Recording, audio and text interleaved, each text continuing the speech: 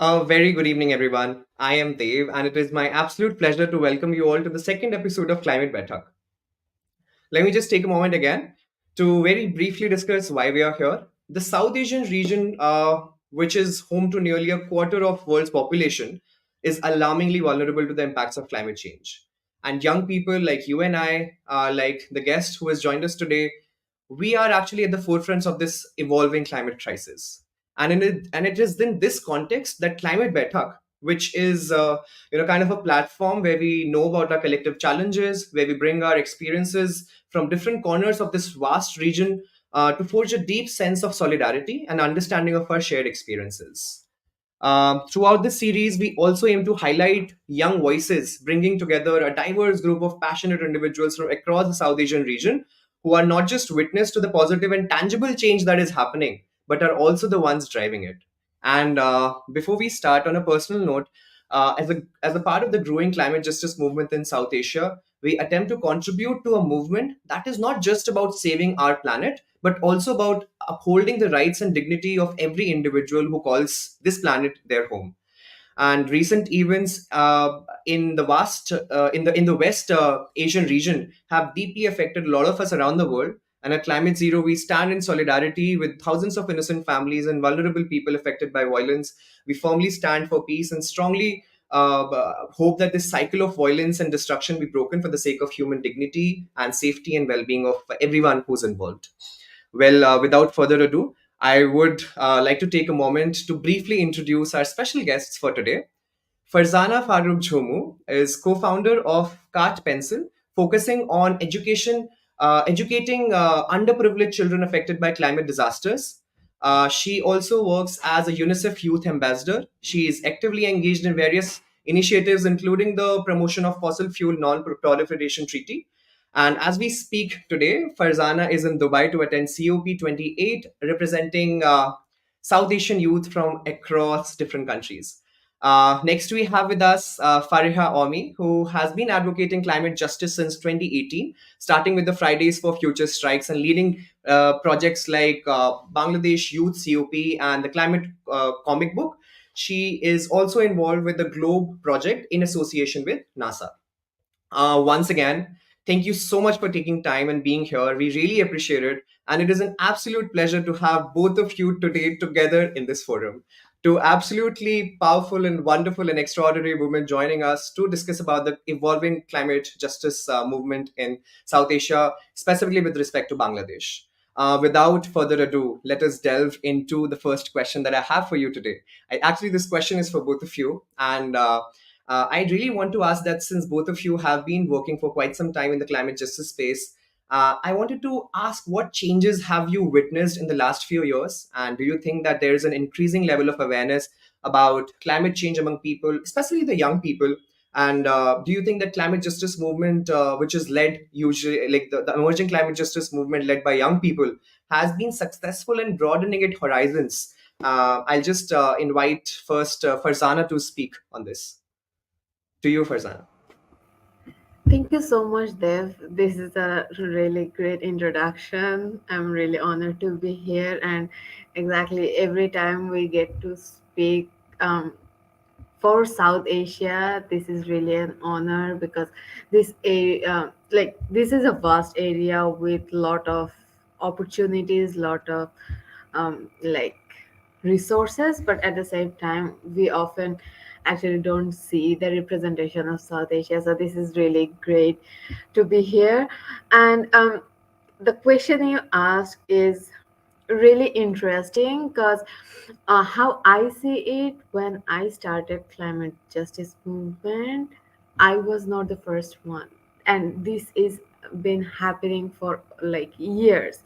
And the community we born and brought up is a community of resilience, a community of sustainability. I have seen my mother use a cloth like uh, until you can't use it anymore. So that's the way of sustainability we have seen. And in terms of like vulnerability, this is also not very new. When we started, and this vulnerability has been there for years. So people who is in this area never doubted if climate change is real or not. We always have seen it, we always have witnessed the anger of mother nature, but the question we never asked or oftentimes don't get to ask is why we are facing this. And this is actually what changes throughout the year. When I started around like 2019, end of 2019, with Faria, one of the like my colleagues, when I started, the question was um, like, is it only individual action we need to do? Is the people who's in the road asking for a better future, is it really about better future, is it also about our present? So the question we get to ask at that time was only few of us who was asking that. And we always try to focus on our present, our vulnerabilities, but at the same time our resilience. And when we started, we didn't see our vulnerability linked with our resilience, knowing that the adaptation measure in my country are one of the best because we went to a survival mode. Now, when we talk about climate change, we see a lot of youth inclusion, which we didn't see. We see a lot of talk about locally led adaptation. We didn't see it coming from global south. So yes, these changes we are seeing right now, we didn't see when we started. So yeah, it's going in a better position, better way. More youth are engaged. We are asking, like when we started, we were like, oh, give us a spot in decision making position. Now we are like, this is our decision and how this is how we make it. So these changes happen and in a very positive way. Thank you so much for very beautifully putting that up, Farzana, actually. And I do agree that our generation is probably not the first one to know that this crisis situation has emerged. But for sure, I think it is one of the last generations which have the opportunity to respond, which have the opportunity to adapt. So thank you so much for your inputs. Now I would like to invite Fariha to know what she thinks about it.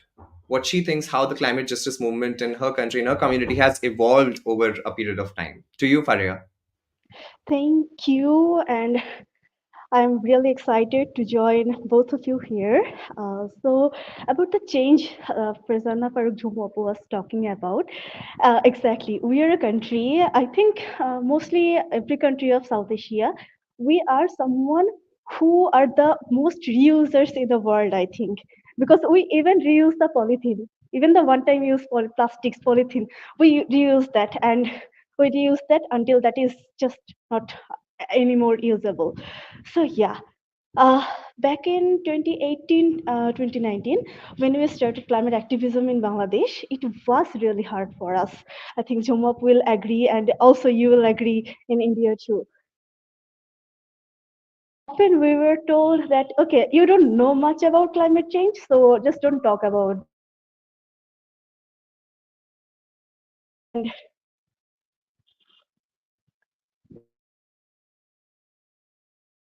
am I clearly audible? We lost you for a moment, Faria. In between, if I just hope this problem Am is I not from my clearly end. audible?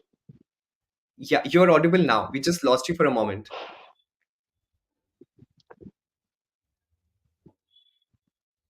Hey, am I clearly audible now? I think the network was a little bit troubling. Okay. Yes, yes, you're So clearly audible and visible. okay, thank you. Okay, so as I was saying, back in 2018 or 2019, when we started climate activism, more often we were said that you don't know much about climate change, you don't know much about climate policies, so don't just talk bullshit. But now the table has turned towards us. I am, you can see the sweat in my face. I am just coming running from a round table. And today in Bangladesh, the election manifesto have been declared. So there are too much traffic and rush on the road. So the good thing is I was in a round table in where there are only 16 speakers and 8 of them were children and youth. So yeah, that's the change really. Just within some of the years, we have maybe done something that triggered the elder people, that triggered the experts, that triggered the policymakers, the development workers, that yes, now they cannot do anything excluding children and youth, especially I would say in Bangladesh. But the thing is, a lot of change are yet to come. I think we will talk about that later. So over to you, Deb. Thank you so much, Pareha, and thank you so much for once again for taking out time. I know your schedule was really hectic. We were actually waiting for you, anticipating if you would join or not. But finally, we see you here. I'm super happy about that. Super excited. I'm pretty sure Farzana would agree. So next, since both of you spoke about building that community movement, the kind of changes you have seen in the very recent past as to the increase in the number of individuals who are trying to come to the forefronts and actually advocate for climate justice, specifically in countries like Bangladesh and India, where we are one of the most vulnerable and predisposed countries to the impacts of climate change. We are actually the ones sitting at the epicenter of this whole disaster situation, which is just bumming up. So, now I have to ask you this because this is the question which I have asked in the first episode too. And I'll ask this again to you as well. What is your idea of a community? Like I asked this because we use this word, the community word, a lot in the climate discourse, and I sometimes wonder if people actually understand what connotation does the word community have for them, or in their its respective area of expertise, or their what is the kind of work that they do. So when we talk about community led movement, or we talk about the involvement of our community within the climate justice discourse, what do you think community mean to you? And I really want to know you, like, this particular perspective from you as climate justice advocates and organizers, who I assume might be sitting at positions where you decide how you want to direct this movement, in which direction do you wish this movement to take pace. So to you, Farzana. Thank you so much. Okay, this is kind of a hard question, but at the same time, very close one.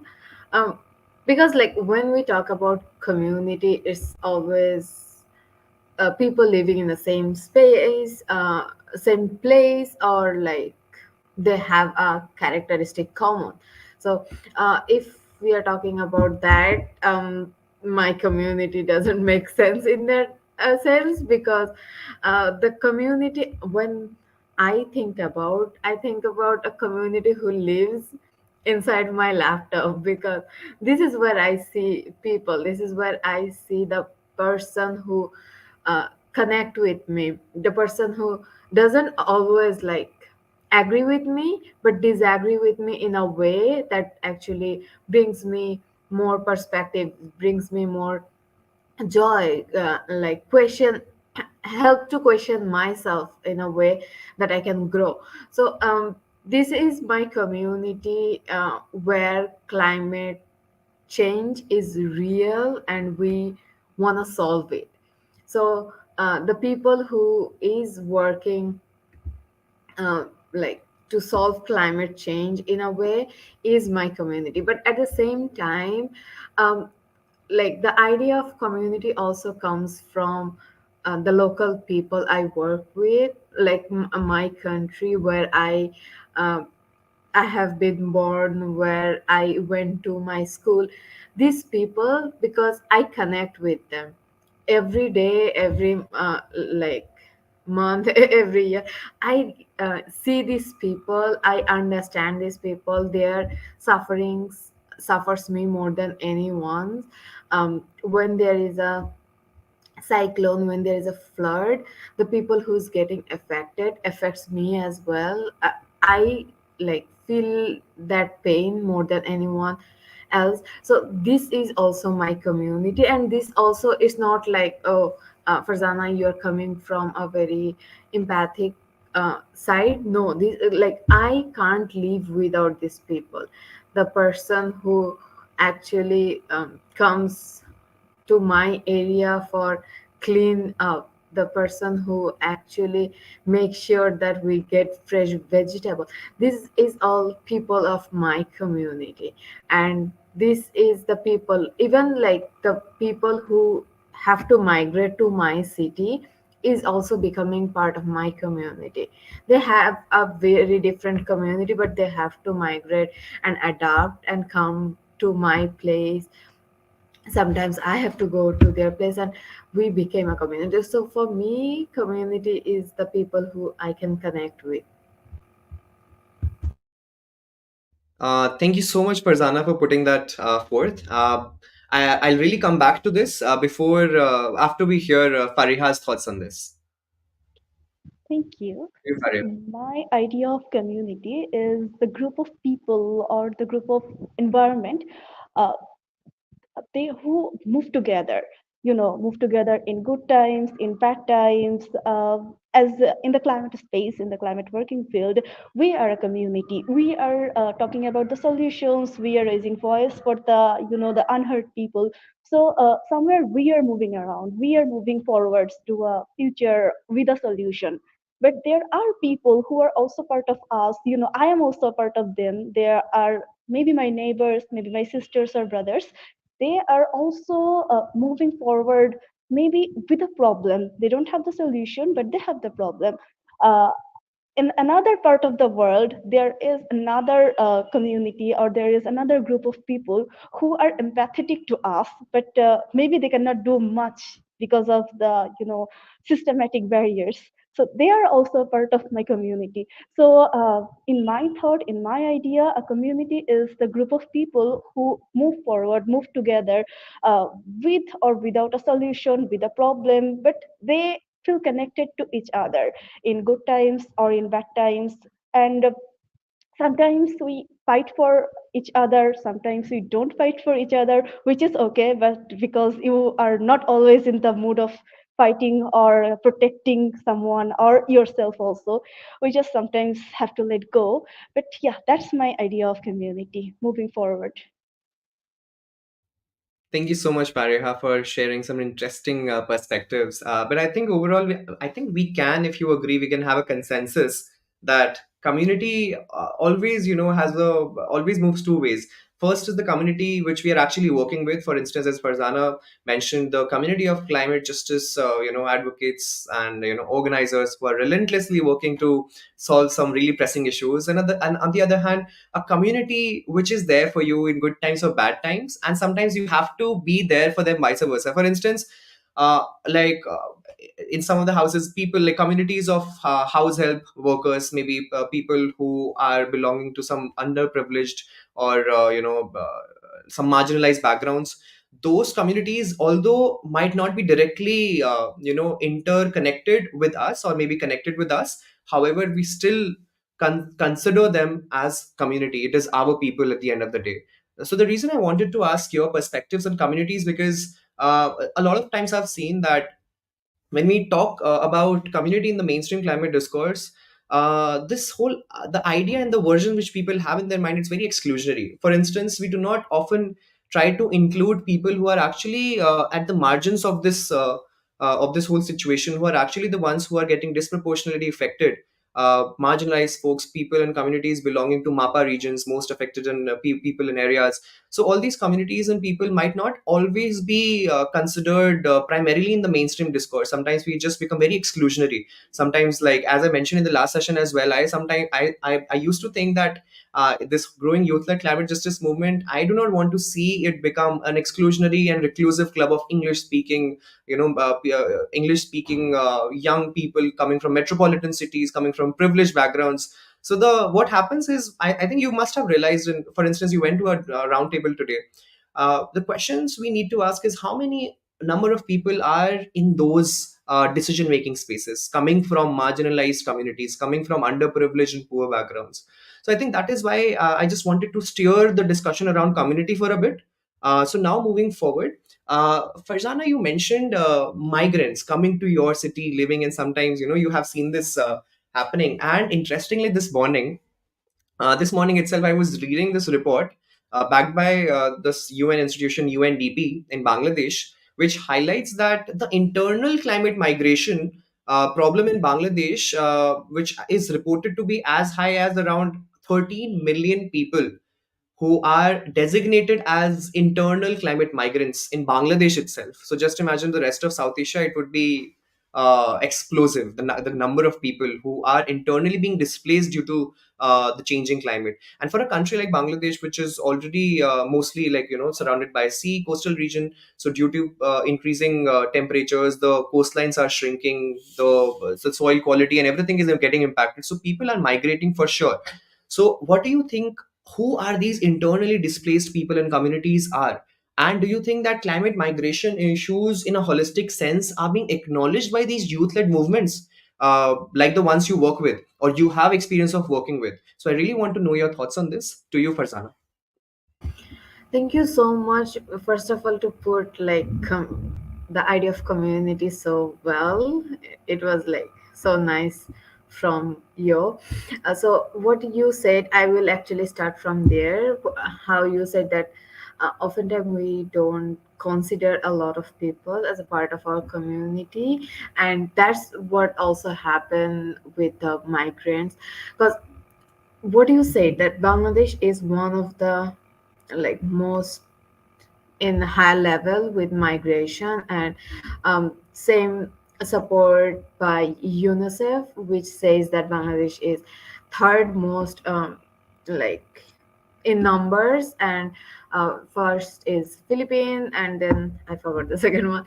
But yeah, and when we're talking about migrants, there is underlining issue we don't talk is those people are internally migrated, which means they doesn't get a status of refugee. They doesn't get any like support from any organization, government, or anyone as a refugee. So now they actually lose their home, their hope, their like everything, move to another city, and in this city they don't have anything because they're not refugee. They just and you can't actually say that they're refugee because they're moving in their country, which should be their rights, but they are forced to do it. And often when they come to a city, their main focus, like what I have seen working with children, that their main focus is to make sure they have food in their like daily routine. They have clothes, they have the rights, which sometimes like which rights for us may actually look like privilege from them. And when you understand that some rights for us can be a privilege for someone, and climate space, when it is like international, it becomes a privilege. Because when you can go, like you have food, when you have good clothes, when you can speak English, you have good education, you talk about climate. The people who actually don't have food doesn't care if Shell is like earning more money by coal. They need coal to make sure their like electricity is there. Often this is also a privilege for them. And in this sense, bringing those voice in climate movement is really hard, is really hard. And uh, I think this is also like I feel and I try to do is also a responsibility of me, because I have all those rights which is privilege to them. So as I have them, I need also to make sure I'm responsible to make their voice heard. When it's possible to pass the mic to them, I need to pass the mic to them. When it's not possible because they don't want to have a mic, it does have a spotlight, it doesn't serve them, then I need to talk about the issue why they are being migrated. Like the voice of the marginalized people always need to be in the center, whoever talks it. Like I shouldn't get the voice because I'm privileged. I should actually take it as responsibility and serve those people. Because again, how you started that, when we all are not liberated, someone's liberation doesn't work. This is a privilege. A liberation is privilege, is everyone is not liberated. So that's why this is kind of our responsibility. But at the same time, we also need to understand that We can't just force some people to be in a climate movement which is for now very Eurocentric, very English driven, very privileged, and have like their own way or narrative to speak. If we can't shift that first, we can't expect those people to come and like talk as we are talking, because this is what we have seen always, that the like policymakers want us to talk in their language, and if we do the same for the marginalized people, this is all in a system, in a loop which doesn't work, and we have seen this. So that's why I feel like until we actually make sure that we can't bring them in a space, we need to be responsible for them. Absolutely, absolutely, absolutely agreed, Farzana. You raised a lot of important points, one of which was what happens to the people and the status of those migrants who are internally displaced. They do not get the rights and remedies which are otherwise might have been available to if you are a internationally designated refugee. This is something which would I would talk about in the next part of this discussion when we talk about loss and damage and the unaccounted numbers, data and research which goes really missing when it comes to the loss and damage that has occurred in South Asian countries, especially with respect to people who are living at the margins. So yeah, before that, Fariha, I would like to hear from you. Who do you think these marginalized, displaced people are who are being internally displaced, and what do you think that are these youth-led, movements? Have they acknowledged this internal, displacement due to the climate change? To you, Fariha. Thank you. So I'd like to share an experience, also a story. So for the last 1 week, for the last 1 week, I am doing a research project that is on the clean water access. So for that, I had to go for data collection, one of the slums in Dhaka.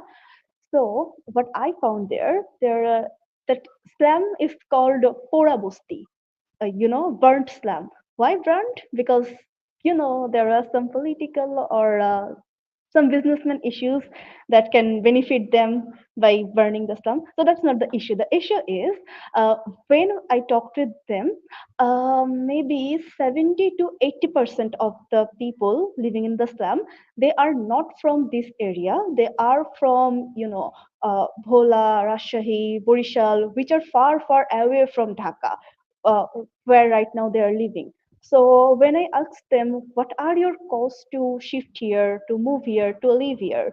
Some of them answered that there was poverty. Some of them answered that there was river erosion or floods. So see, all these are climate change causes. All these are related to climate crisis. But when I ask them, have you got any aid or any, financial assistance from government organizations or non-government organizations? The answer was clearly no. So the first thing is, uh, with due respect, our government, or I don't think any government of South Asia, has the exact number of climate migrants in their country. So when they don't have enough data, when they don't want to have enough data, they cannot access or approve any funds or arrange any kind of financial assistance for them, right? So first you have to acknowledge them that yes, they are migrants and they are climate migrants, and we have to be with them. They are now being in professions like rickshaw puller, in hawkers.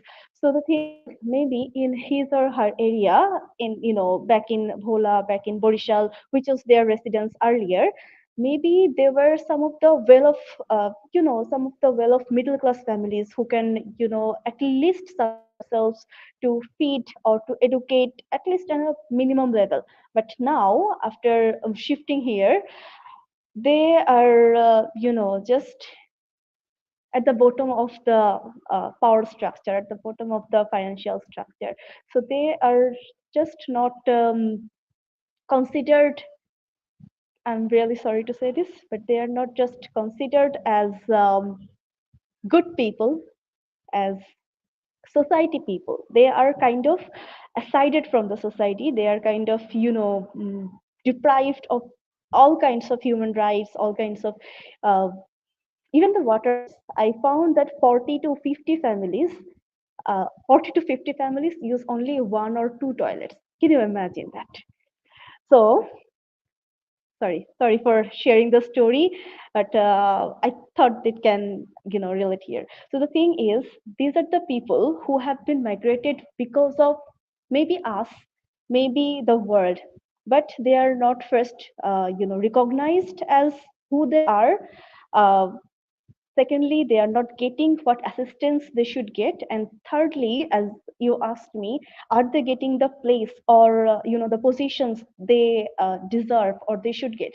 The answer is no, because of two reasons. Number one, as Prasanna said, that sometimes they don't want to talk. But why they don't want to talk? Because number one, they have a a long term trauma. You can imagine, you have been born and brought up in a house, and the house have just vanished within one night, or just a flood have come and your house is there no more. So they have a long term trauma. And as they don't have access to quality education, they cannot talk like us. So whenever we invite them to a table, to a conference, or to a summit where they should talk about their rights, the deprivation they are experiencing, they firstly they feel shy. They feel that, okay, if I speak up, if I open my mouth, maybe I will just embarrass myself. So from this feeling, they don't talk, they don't open up, number one. And number two is, there are not enough opportunities for them. you know not every government or non-government organizations are really friendly to them. Whenever some of them are really courageous, they work hard and educate themselves and come to a level, but still they are not considered as a good citizen who can come to a table and talk about their rights. So sometimes we are the people, the government, us, the society, we are the people who are not making the space for them. So the second reason is that. So I think we have a long way to go here, and also a lot of things to figure out about how we can actually, blend in with them and make them blend in with us, so that their rights are not just washed away like their houses. Yeah. Faria, I must tell you, it was so important for you to share that story, to bring forth these perspectives of people who are actually living at the intersections of systemic discrimination and exclusion, and at the same time, climate change. I think this systemic exclusion has been so vehement that even in the, leave alone the policy making or the decision making spaces, even within the climate justice movement, I think there are hardly any collectives or organizations or people who are actually making tangible efforts to bring forth the experiences and perspectives of these marginalized communities to the forefronts. So I think there is for sure a long way to go, and I think, as Farzana mentioned earlier, that if you want to, I think if it is something very similar which Farzana mentioned, that when we want peace in a society, that peace has a lot of manifestation. It should satisfy the climate criteria. It should satisfy the overall civil peace that exists. We cannot have peace until unless we have liberation of all the people involved. So I think liberation is the precondition, and if systemic discrimination continues, if systemic exclusion continues, I think there is a long way for our movement to correct its course, and and to make sure that people who actually are at the epicenter of the climate disaster are being heard and are being included in the decision making spaces. So thank you so much, both of you, for putting this forth. Now, let me just continue this discussion forward. I would want to ask your perspectives, specifically with respect to the country Bangladesh. Bangladesh, as you know, is a high risk to climate, change, and the high susceptibility to climate change, since it's sharing its boundaries with sea, and problems like coastal erosion, loss of land, decreasing soil health is another one of the problems which I read recently about Bangladesh, and other climate stressors like tsunamis, cyclones, floods. These all of them pose very real threat. And since Bangladesh is a very dense country, just like India, I think it also poses a lot of threats to people who are actually poor, who are disadvantaged, who are marginalized. So, and at the same time, I think given this kind of a predisposition which Bangladesh has, there has been a lot of lobbying by nations in the global south, if I'm correct, which ask the developed nations to who have contributed historically to greater emissions and overall to the climate change problem to fund the adaptation efforts like transition to greener energy and greener technologies, cleaner fuels. So in this context, when you talk about development funds, the climate financing for adaptation and building resilience, how far do you think that these development funds actually reach the grassroots climate organizations or movements who are working? Because as far as I know, I have been working in this climate space for more than 4 years now, and most of the youth-led organizations which have potential to uh, mobilize thousands of young people for climate action who have tremendous contributions are the most poor ones. They do not have access to adequate funding. And I think this, inaccessibility to funding actually hinders the kind of impact and the growth trajectory that we can possibly have. And once we do not have funds, obviously we are, inadvertently excluding those people who cannot sustain themselves in these spaces without the monetary compensation given. For instance, if we want to convene a meeting like this, if I wanted to actually interview somebody from these marginalized communities, I have to make sure that they have access to internet, digital resources like laptops, like you and I have, right? So this is kind of a exclusion which is happening. However, I just want to ask, with respect to climate financing, how and to what extent do you think that these development funds are being accessed by youth powered movements working at the grassroots level, these grassroots level initiatives and organizations? To you, Farzana. Okay, now we talk policy. So I will start with kind of a funny moment happened last week. So before that, I was in the annual CPR, which is the meeting before the next in United Nations Environment Assembly, and all the government was talking about reporting so far and what happened, and the UNEP executive director was saying something similar like, oh, we will knock at your doors very respectfully to support our work. And I understood that, okay, UNEP also asking for money from government are asking for money to other government, youth are asking for money from government, and everyone is asking for money, and still there is enough money in this world to solve all these problems, which is really funny, at the same time really ironic, because people have money, we can solve the like poverty with the same money a person is using in a yacht a year, which doesn't make any sense. But at the same time, when we're talking about climate finance, this is even more trickier, because the thing we are talking about in the previous question or like previous discussion was more like how loss and damage is happening, how people are migrating.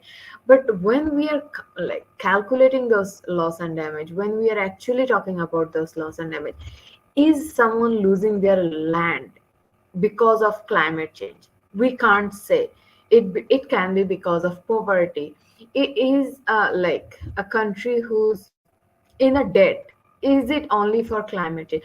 We can say it for, yes, it is for climate change, because I have seen my country putting our development money in climate resilient project. But when we are actually calculating, we can't say that, because climate change is not one single problem which we want to solve. This is a amplifier, this is an amplifier for many different problem, and many different problem in socio-economic bubble. So in that sense, the first thing, we can't even calculate what is our loss and damage, we can't even calculate what finance we need. And with like the amount of changing a pattern in climate, we can't even think or predict how climate will change and how we actually need money for that. And again, we have seen that historically, people are putting to like find solutions which is not real solutions, and it will cause the same underlying problem. Like, people are thinking about solar radiation modification, but it will not change the fact that emission is still there. So this, all this like finance talk comes with profit in mind, not people in mind. And when there is profit in mind, the money, there is enough money, but the money is never for any solution. And who have the solution? The marginalized people who have no other way but to survive. And for survival, they must actually find new or innovate new ways. And so they have the solution. But we are not going for them because we are not thinking about people. We are thinking about profit. So the money is always with this top 1%. And the emission gap report, which was published in 20th November, is saying that 18% of global emission is by just top 1%, which is the same amount of emission is being by 66% of the lower income community. And this is the community we are talking about. They have the solution. They are the one most vulnerable. So obviously there is a huge finance gap. And again, another issue is like, there is a corruption issue we must need to address, and especially from South Asia, that there is corruption, and we have to admit that. But again, this is a way global north is using against global south, saying you have enough corruption, so we don't want to give you money because we don't know how you use it. But we never go and ask them that how you emit, give us the report. So why when you emit, you are causing it, and then you are asking for a report? This is us for the civil society from global south to hold our government accountable. And this shouldn't be a way global north is saying that we don't want to give you money. So yeah, it's all about like profit rather than people, and it have to be people first. Thank you so much for putting that forth, Farzana. I do see that you talked about loss and damage, and I think adequate data and research is missing, which provides, we need research and data to provide evidence that this loss and damage has been done, and once it has been done to somebody who's marginalized or vulnerable, so one should be provided compensation for it. However, once we do not have data, once we do not have research or funding, we can't talk about these, compensations which should have been given to people who have lost their lifestyles, the way they wanted to carry themselves, and their traditions and cultures. And moving forth, I would also like to discuss one of the very beautiful examples from Bangladesh before, after we hear Fariha on this. After that, we'll quickly discuss that example. Yeah, to you, Fariha. Thank you. So when 5 or 6 uh, youth leaders, we talk about the current situation of climate field. One problem we talk every single time is money.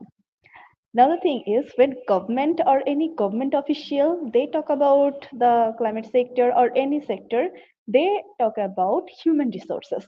They say that we do not have enough human resource or we do not have capacitated human resource. But when we youths we talk about, our topic is okay, we have a lot of human, we have a lot of youth resources, we just need access to the money. So here are the missing parts.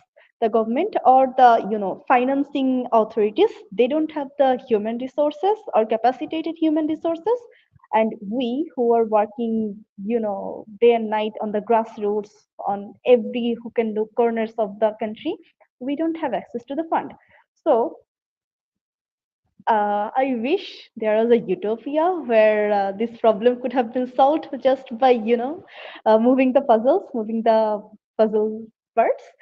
But yeah, that is not possible. So today, when we were talking earlier this and earlier this one, we were talking about reshaping our NGO affairs bureau. It could have solved a lot of our problems. If I give my example, isn't that? Yeah. So if I give my example, I am a part of a youth group. We work in the grassroots as well as in the national level. So whenever we design a project, design a campaign, we have to keep in mind that okay, you have limited budget, you have only 1 or 2 or max 2 or 3 lakhs of Bangladeshi taka. You have to finish all the works only within this.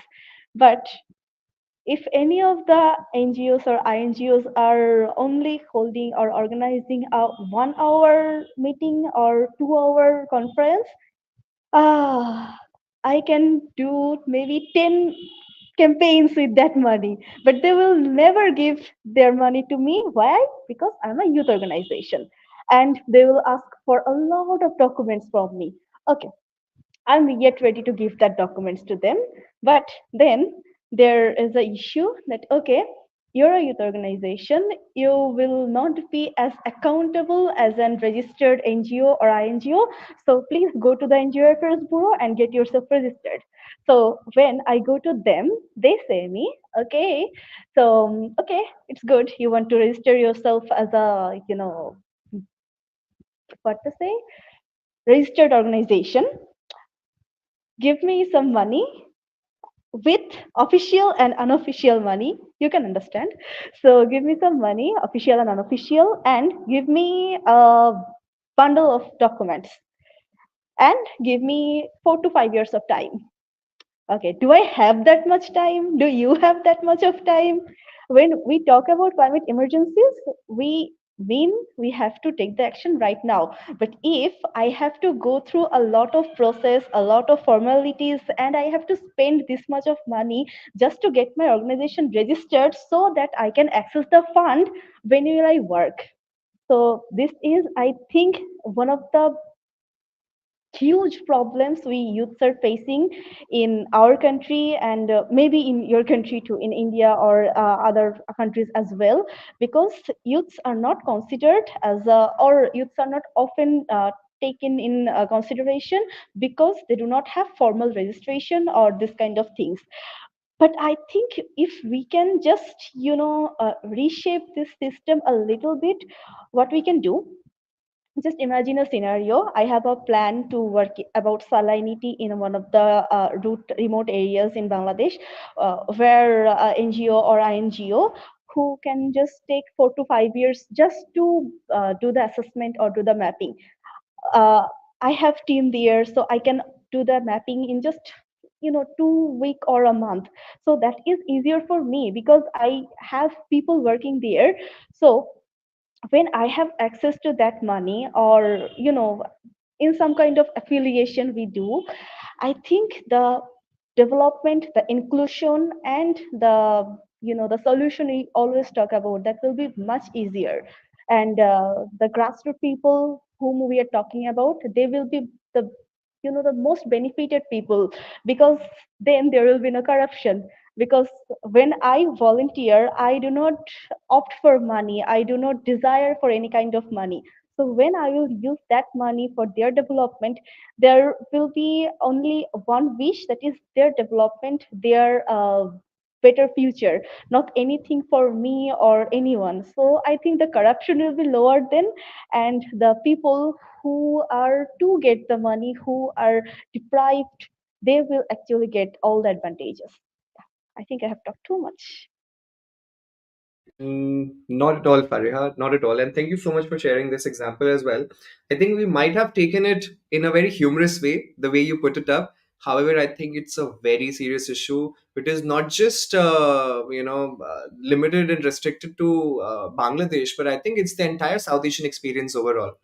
The way youth-led organizations have to face a lot of hardships, maybe in the name of registrations, or when we talk about climate financing, and maybe accessing these kind of development funds to these growing youth-led climate justice movements. I think there is a lot of hardships.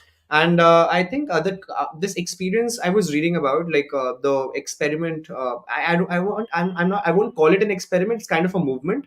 So in Bangladesh, I'm not sure if you know, there is this movement called Naya Krishi Andolan. So in this particular movement, I think they've been very successful in organizing more than 300,000 farmers across the country, and encouraging them to use organic matter to fertilize their this thing plantation crop farms, not using fertilizers, chemical fertilizers, chemical pesticides. And the reason being is that they want to save the health of the soil, and at the same time, they want to enable communities to preserve the traditional knowledge and know how. Also, the kind of indigenous varieties of seeds which our communities used to, do agriculture with. So I think these kind of community-led movements are only possible with the idea of community. For instance, let's just imagine a lot of 300,000 farmers uh, getting together as a group and making this kind of a tangible impact on the way our indigenous systems function, on the way we carry out our lifestyles. And as you mentioned, that the money part, I think there is lack of money for sure. The funding is very scarce, but despite those hardships, I think our climate justice movement overall in South Asia has been successful. I think most of these youth-led organizations and bodies are voluntary led, 100% voluntary run. And I think with all these efforts, they have made some significant contributions, not just for themselves, or but also for areas and peoples which are most affected by the changing climate. So I am really glad that this is happening. I have some other questions as well, but due to paucity of time, we are almost in, and I just wish this conversation could go on and on. I really wanted to discuss a lot of things, but since we have paucity of time, we won't be able to do that. So before we part with this discussion, we'll just recap. We talked about what community means to us, and I think we over there we had some kind of a consensus. Then we moved ahead with kind of inclusion that is happening in real terms when it comes to inclusion of marginalized and vulnerable and lesser privileged communities, and we discussed a lot of hardships with respect to that. Why the like Fariha, I think you mentioned a lot of reasons why that inclusion is not able to take place well. And after that, we also talked about the policy part, for instance, climate financing and the access to development funds. And later on, we also talked about, we just touched upon the climate migration, internal migration issue, which is on a rise in Bangladesh. So I think overall, we wanted to have the discussion, which should work as a stock take of the overall, condition and the overall growth of the movement, which is happening, the kind of challenges that you have, the kind of common experiences we share. And I think as a South Asian country, Bangladesh and India, I think we both share a lot of similar experiences. Also, with respect to the policy, the government negotiation and dealing part, which Fariha just mentioned through her example. So before we end, I think I'll just want to request you to take 2 minutes to, maybe say a concluding note, like give the proper concluding, whatever you want to express, whatever you want to say. It is this stage is to you. I'll just yeah. Okay, am I audible? Oh, Yes, yes. my screen froze, and all of a sudden I thought I'm just speaking to myself. I'm really sorry. So yeah, to you, Farzana, anything that you want to say before we end today's call? Yes, just to like bring back my previous thought about resilience.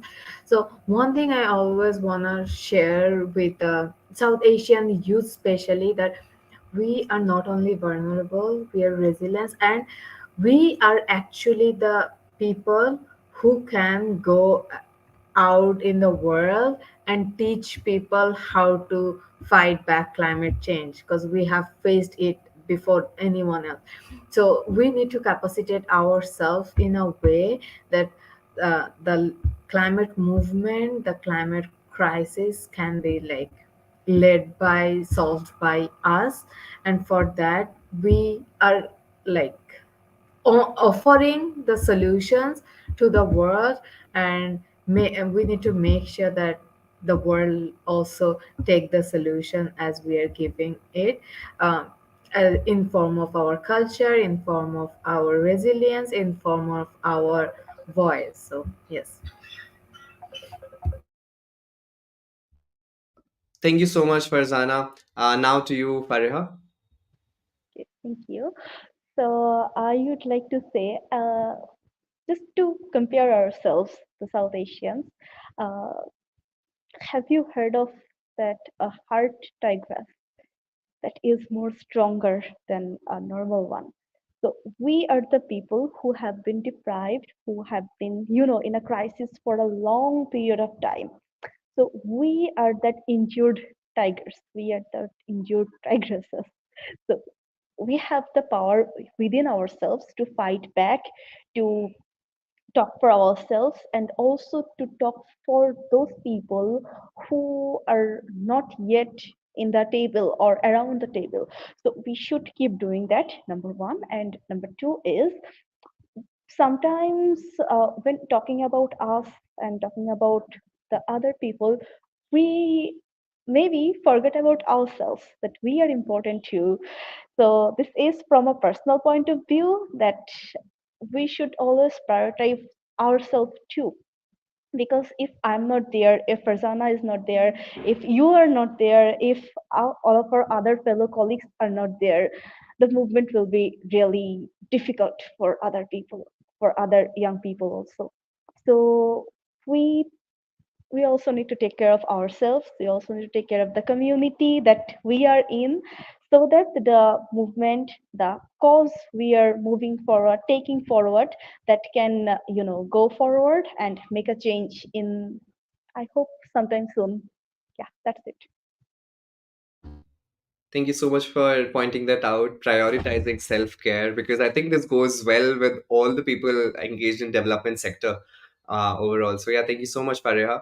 And just before we end, towards the end of the series, once we conclude all the interview discussions, we plan on creating a South Asian youth mentorship body for climate action.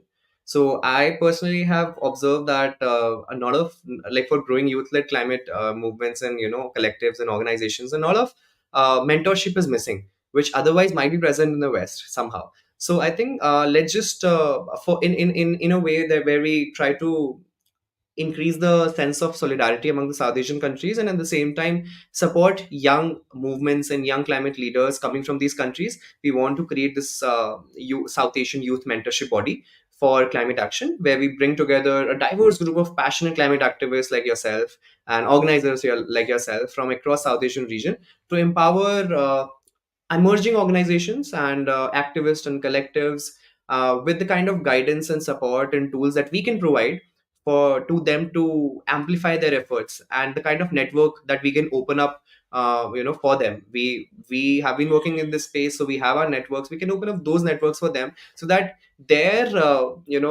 this whole process of them working in the development sector, especially in the climate space, becomes a little smoother.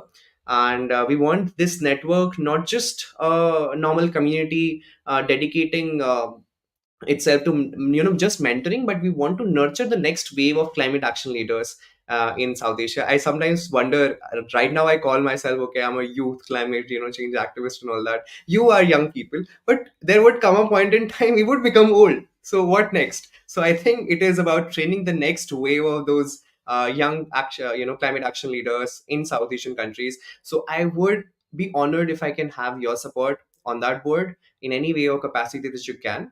So that is something I wanted to discuss. With this, I end the second episode of Climate Baithak, organized by Climate Zero, with our wonderful guests for today. We really appreciate them joining and taking out time for this. Thank you so much, and towards a better world in solidarity.